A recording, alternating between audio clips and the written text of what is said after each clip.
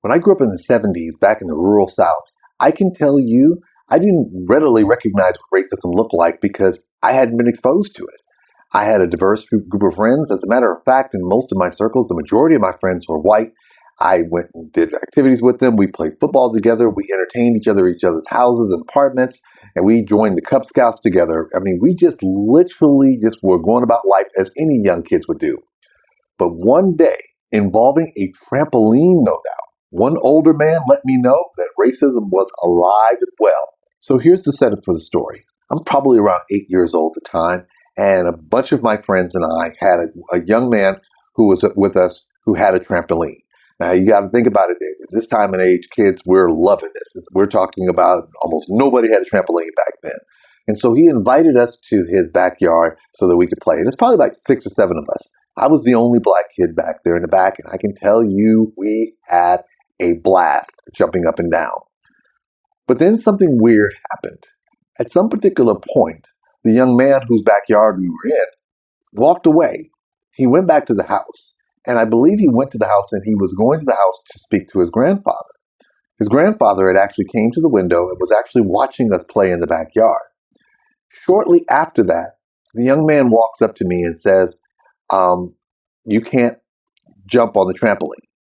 So I'm a little confused. I'm like, well, what do you mean by I can't jump on the trampoline? Well, my grandfather doesn't want you jumping on the trampoline. So I'm like, okay. So I get off the trampoline. And so my friends keep jumping on the trampoline. And then shortly thereafter, the little boy gets called back again. And he comes back and his grandfather tells him to tell me that he doesn't want you in our yard. So I decided to sit on the fence and kind of watch my friends play. Again, my friends are still playing. They're oblivious. And even the young man went back to playing because he's no big deal. And he kept on going. Again, we're like 8 at the time. The next thing I know, the little boy gets called again. Grandfather pulls him back and he comes up to me and he says, my grandfather says he doesn't want you sitting on the fence. So I realized at this point, I can't play on the trampoline. I can't be in the yard. And I can't even sit on the fence to watch my friends play. I really didn't know what was going on. So at that particular point, I proceeded to jump off the fence, walk through the yard, walk out the fence, and leave while my friends were still there playing. Now, I found myself at this particular point walking past the house of one of the boys who was there, one of my friends and so forth. His mother comes out, and it just so happens his mother is, my Cub Scout leader, and she also knows my mom and my family and everything. She walks up to me, and she says to me, Tony, I'm noticing, well, are you going home early because your mom's calling you? I'm like, no, ma'am. And so she's curious. She's like, are all the other kids still over there? I said, yes, ma'am. They're still jumping on the trampoline. So she looks at me, and she's like, well, wait a minute. If you're not going home early because your mom wants you to go home, and the other kids are still on the trampoline, why are you leaving? And so I told her, I said, well, the little boy I forgot his name. I said, the young man told me that his grandfather didn't want me in the backyard. And so of course, in my mind, of course, I'm still dejected. Because I don't know why I'm being told to leave out the backyard. She did, though. And I remember that she grabbed me by my hand. She said, hold on, you're not going anywhere. So she walks back down to the house, which is only a couple of houses down. And she does something wild. She makes all of them leave the backyard, every one of them. So she gets her son and all the other kids and pulls us over, and we go back to her house. Now, remember, I'm still kind of confused as to what's going on, but we go back to her house, and shortly thereafter, probably maybe a few minutes, I don't know how long, maybe about an hour or so, the young boy comes back with his mom. And his mother is basically trying to figure out what happened because all she's hearing is the version from her son, who basically is telling her that the boys, all of us kids were playing in her backyard and then they all left. But she didn't fully understand why. And so my friend's mother, who actually came and got me, told her, your father told your son to tell Tony that he wasn't welcome in the backyard. So if he's not welcome in the backyard, none of the kids are. So of course the mother is like, oh my gosh, she's flabbergasted because the house that the grandfather is in is actually her house. And he was staying with them. And so of course she's apologizing and telling them that he had no right to tell me or tell her son to tell me that I couldn't be in the backyard.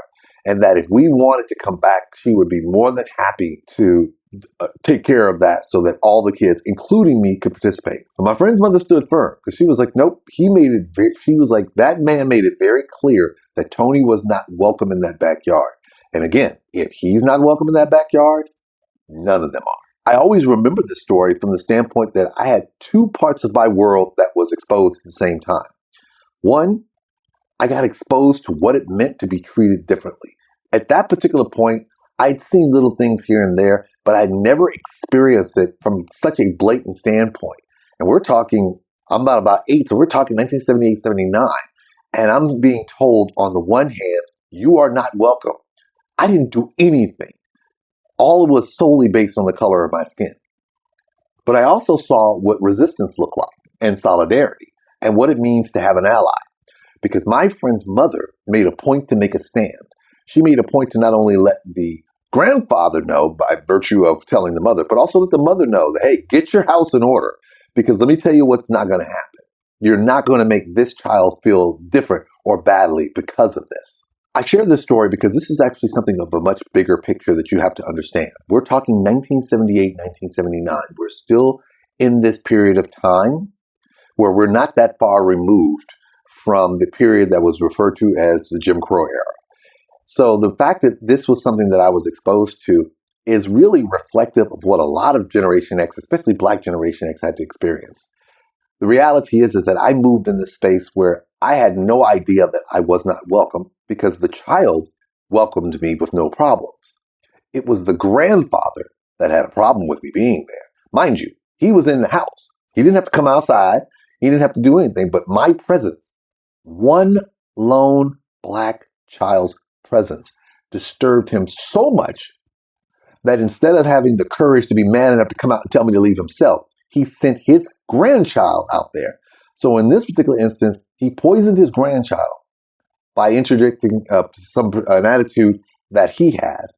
He poisoned my youth by exposing me to a bigotry that he had. And I was fortunate that we had someone who stepped up to say, I am not going to allow you to subjugate or traumatize this young man's childhood. But this is what the world was like. We were now moving in spaces, and I've shared this multiple times. There was no blueprint. So there was no way for me to know that I was not welcome in this space. Because on one hand, the child welcomed me because he didn't have the bigotry. But the grandfather made clear that I was not welcome because he still held on to that bigotry. And this is the reality going forward. It's important to remember that for all of the advancements we had as we moved into this new world order, there were still people who were openly and passionately hostile against people that looked like me, even though I was a child. If any of you experience moments like this, especially during your formative years, and it doesn't matter whether you were in the South, the East, the West, the Midwest, share those because it's important that future generations recognize that we were the transitional generation as Generation X, but we still had to endure some of the poisons from the previous generations that we had to carry with us to future generations.